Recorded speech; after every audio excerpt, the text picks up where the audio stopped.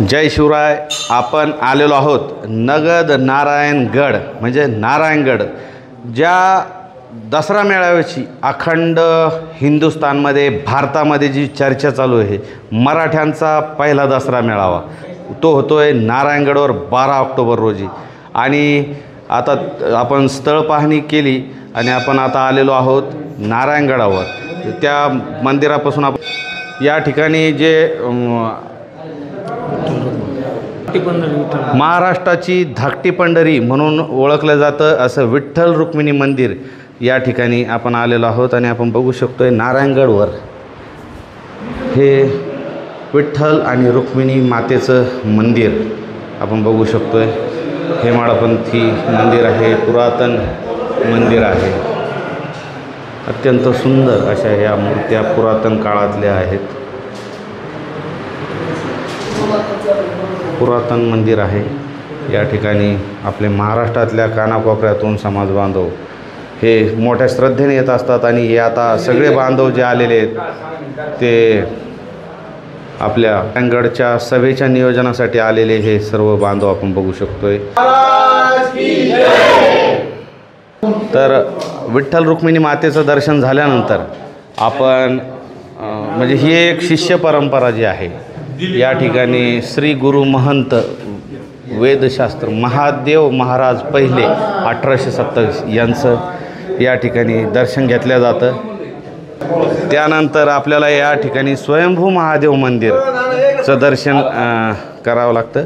आणि स्वयंभू महादेव मंदिराचं असं आहे, या ठिकाणी महाशिवरात्रीला एक पिंड प्रगट होत असती, ज्याच्या नशिबात असली ती या ठिकाणी दिसते अशी आख्यायिका या ठिकाणी आहे। स्वयंभू महादेवाचं दर्शन केल्यानंतर आपण अखंड जय हरी रामकृष्ण हरीचा जय घोष या ठिकाणी हे बाबा करतात।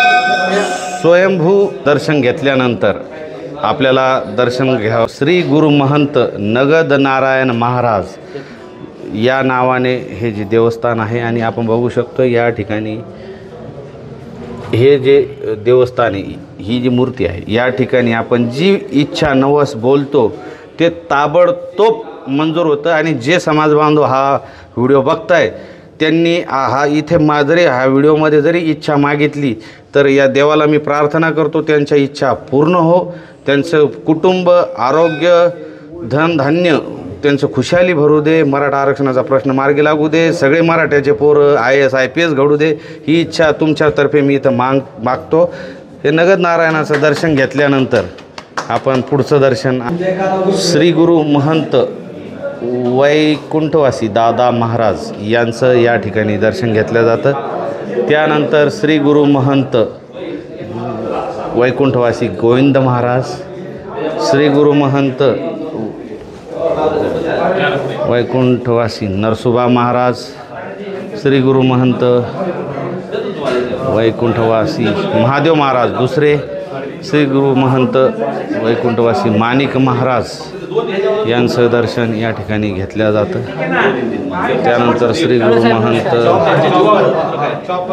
वैकुंठवासी महादेव महाराज तिसरे यांचं दर्शन या ठिकाणी घेतलं जातं। आणि त्यानंतर सर्व दर्शन आटोपून आल्यानंतर आपण जेव्हा या दरवाजातून बाहेर येतो, या दरवाजातून बाहेर आल्यानंतर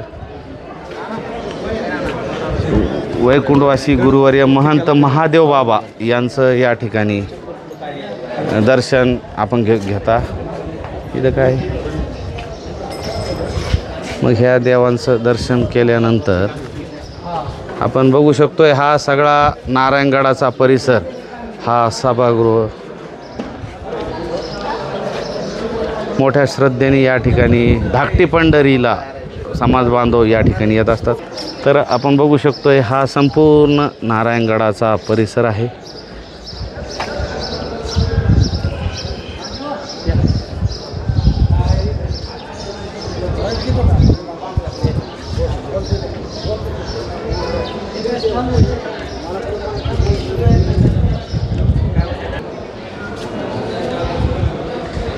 सगळे दर्शन झाल्यानंतर आपण शिवाजी बाबा महाराज जेव्हा प्रदक्षिणे मारायला येतो त्यांच्या दर्शनाला आपण येतो आणि परिसर या ठिकाणी भक्त निवास आहे, श्री क्षेत्र संस्थान नारायणगड. या मंदिराचा कळस प्रति पंढरपूरसारखाच कळस मला हा वाटतोय. धाकटी पंढरी म्हणून या नारायणगडाची ओळख आहे. मंदिराला प्रदक्षिणा मारून आल्यानंतर आपण इथले जे विश्वस्त आहेत शिवाजी महाराज यांचं या ठिकाणी निवासस्थान आहे, त्यांच्या दर्शनाचं इथे आपण जाऊ शकतो.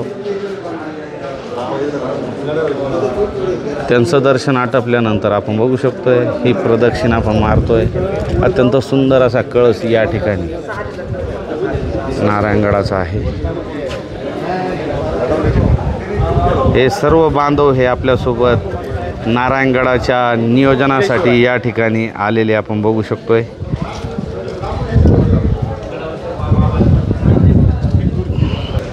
नारायणगडाचे मठाधिपती शिवाजी महाराज मग या ठिकाणी कधी बसले तर या ठिकाणी त्यांचा दर्शनाचा योग येत असतो. आपण बघू शकतो या ठिकाणी एक बाबा इथं बसलेले आहेत.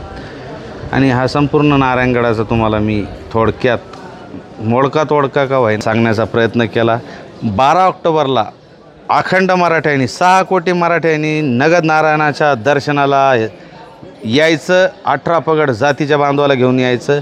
नारायणगडचा रेकॉर्ड अख्ख्या जगात कधीच मोडला गेला नाही पाहिजे इतकी प्रचंड गर्दी करायची. चंद्र सूर्य असेपर्यंत मराठ्यांचे रेकॉर्ड तुटले नाही पाहिजे असा रेकॉर्ड करायचा. यायचं शांततेत, जायचं शांततेत. नारायणगडाचा तुम्हाला इतिहास सांगण्याचा प्रयत्न केला. आवडला असेल तर लाईक करा, शेअर करा, कॉमेंट करा. जय शिवराय.